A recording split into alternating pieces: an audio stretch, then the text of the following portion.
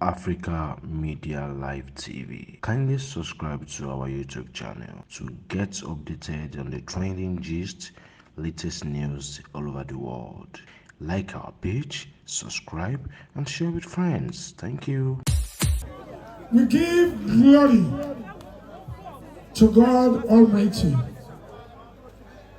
We have a whole lot of artists in our country that can keep the country together any day, anytime. We have Wizkid, we have Davido, we have Burna Boy, we have Tiwa Savage. Unfortunately, something happened to us a while ago. It caught us all unawares and it set us back. Make us feel bad about ourselves and our attitude. Mohbad, rest in peace.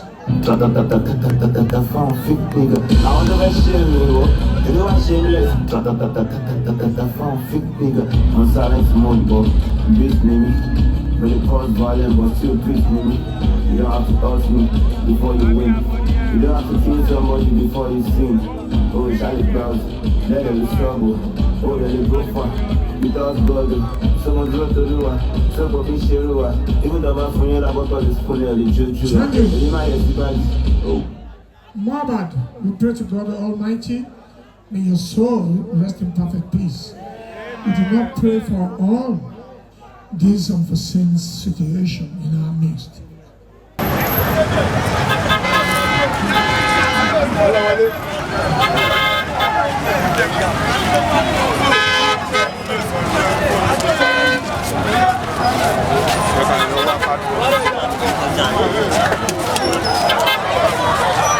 No, we are talking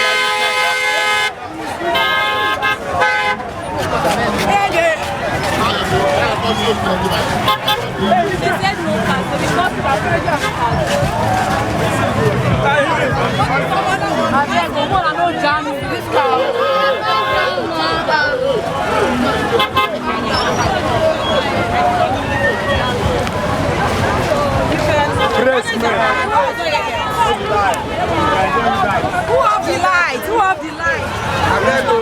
make nothing do with send them to the Amani because you don't want to see the Amani. No money has again. Amani Maku, Amani Maku, Amani Maku, Amani Maku, and you can't find Male. Hey, don't ever.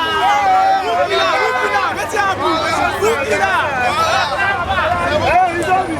and you can't find Male.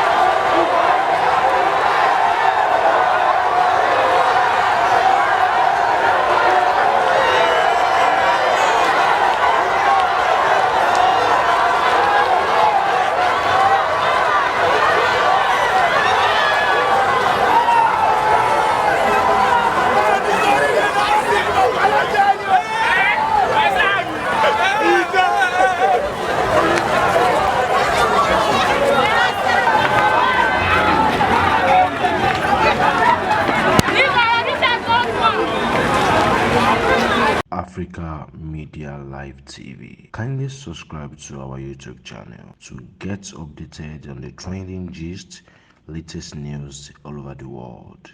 Like our page, subscribe, and share with friends. Thank you.